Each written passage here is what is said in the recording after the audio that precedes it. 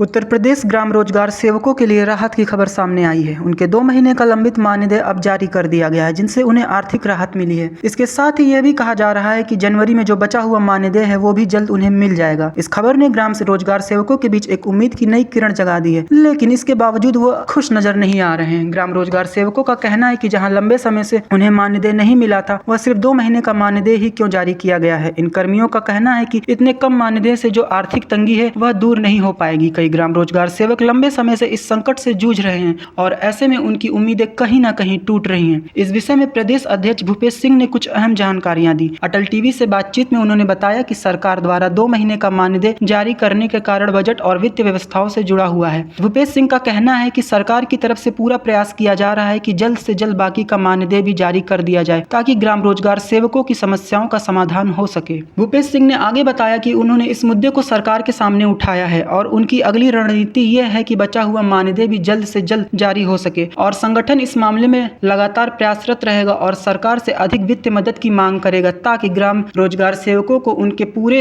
हक का भुगतान किया जा सके। साथ ही भूपेश सिंह ने अटल टीवी का धन्यवाद करते हुए कहा कि अटल टीवी के माध्यम से वे अपनी आवाज को अधिक से अधिक लोगों और सरकार तक पहुंचा पा रहे हैं। उन्होंने ग्राम रोजगार सेवकों से अपील की कि वे धैर्य रखें और संगठन की कोशिशों पर विश्वास रखें। यह कहना गलत नहीं होगा कि ग्राम रोजगार सेवकों की उम्मीदें अब फिर से जगी हैं और यह विश्वास है कि जल्द ही उनकी सारी समस्याओं का समाधान होगा। और क्या कुछ कहा भूपेश सिंह ने, आप भी सुनिए। भूपेश जी, आपका हमारे चैनल अटल टीवी पे बहुत बहुत स्वागत है। धन्यवाद मैम, अटल टीवी की पूरी टीम को बहुत बहुत धन्यवाद। भूपेश जी, जैसा कि आप लोगों को एक सकारात्मक आश्वासन मिला है और खबरें भी निकलकर सामने आई हैं कि 2 माह का मानदेय भी आ चुका है, लेकिन अब आगे के लिए आप लोग क्या कुछ करने आ रहे हैं? क्योंकि जैसा कि आपसे कहा गया था कि 20 दिसंबर तक जो मानदेय है वो आ जाएगा, लेकिन पूरा मानदेय अभी भी नहीं आया। तो इससे जो मनरेगा कर्मी है या यूँ कहें ग्राम रोजगार सेवक जो है वो पूरी तरह से संतुष्ट नजर नहीं आ रहे हैं। मैम, आपकी बात बिल्कुल सही है जी। और आपके चैनल के द्वारा सक्षम स्तर तक भी आवाज पहुंचती है। जी।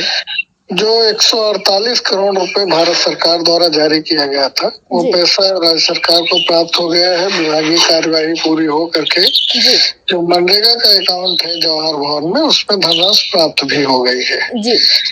उसको उन्होंने डिवाइड किया है, कुछ लोकपाल जो है उनको मानदेय देना है उसी में से जी। और बाकी ग्राम रोजगार सेवकों का 2 माह का मानदेय दिया जा रहा है। जी। इसके पीछे शेष पैसा जो है जी। वो मनरेगा के जो कार्मिक है, ग्राम रोजगार सेवक, अतिरिक्त कार्यक्रम अधिकारी, टेक्निकल असिस्टेंट, लेखन सहायक, कंप्यूटर ऑपरेटर, उन सबका जो ईपीएफ पेंडेंसी बाकी है, ईपीएफ में जो बकाया है वो सबको भुगतान होगा। क्योंकि ईपीएफ कार्यालय ने सभी जनपदों के जो अधिकारी हैं उनको खाते सीज करने के लिए, उन पे कार्यवाही करने के लिए, मुकदमा दर्ज कराने के लिए कार्यवाही उन्होंने प्रारंभ कर दी। नोटिसें सभी जगह भेजी गई, क्योंकि ये 2015 से जमा होना था और कहीं किसी ने 2017 में जमा किया, किसी ने 2019 में जमा किया, किसी ने 2021 में। काफी जगह पैसे का दुरुपयोग भी हुआ काफी जनपदों में। तो वो सब व्यवस्था सुचारू रूप से चलाने के लिए जो इधर पैसा आया है, संपूर्ण कार्मिकों के ईपीएफ का भुगतान हो जाएगा और 2 माह का मानदेय दिया जाएगा। शेष जो पेंडेंसी है उसके लिए विभाग ने सभी जनपदों को निर्देश जारी किए हैं कि आपके यहाँ जितना जिसका मानदेय बकाया है पेंडेंसी आप तत्काल फीड कर दे, जिससे जनवरी माह के प्रथम सप्ताह में शेष जो बकाया मानदेय है वो पैसा भारत सरकार से प्राप्त करके बकाया मानदेय दिया जाए। यह सरकार की व्यवस्था है और अगर जो इसमें कहीं से भी कोई हिला हवाली होती है या मानदेय भुगतान में कोई समस्या खड़ी होती है तो हम लोग प्लानिंग बना रहे हैं कि जनवरी के पहले सप्ताह में हम सब लोग बैठेंगे और सरकार और शासन पे दबाव बना करके जो भी समस्या है उसको निस्तारण कराया जाए। जी, जैसे कि आपने बताया कि पैसों का दुरुपयोग भी हुआ, तो ये अधिकारियों की हिला हवाले की वजह से हुआ या इसके पीछे और कोई कारण था भूपेश जी?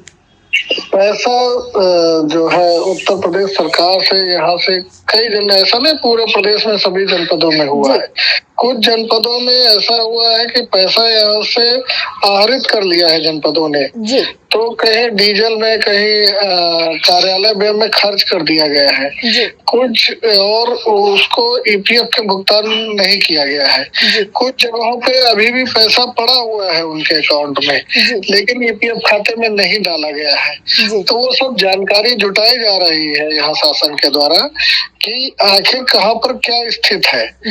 तो वो सब पूरी स्थितियां अगले एक सप्ताह में क्लियर हो जाएगी और जो बचेगा उसकी भी तैयारी है विभाग द्वारा कि जनवरी में उसका पूरा पेमेंट करा दिया जाए। जी भूपेश जी, तो ये कहा जाए कि जो नया साल होगा वो ग्राम रोजगार सेवकों के लिए अच्छा होने वाला है।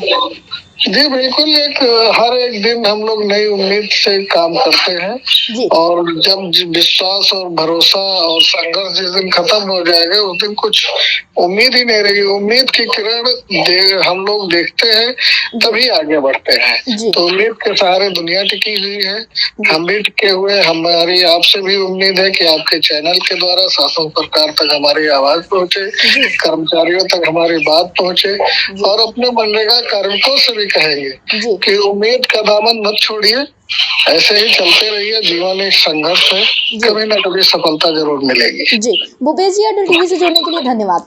धन्यवाद मैम, धन्यवाद।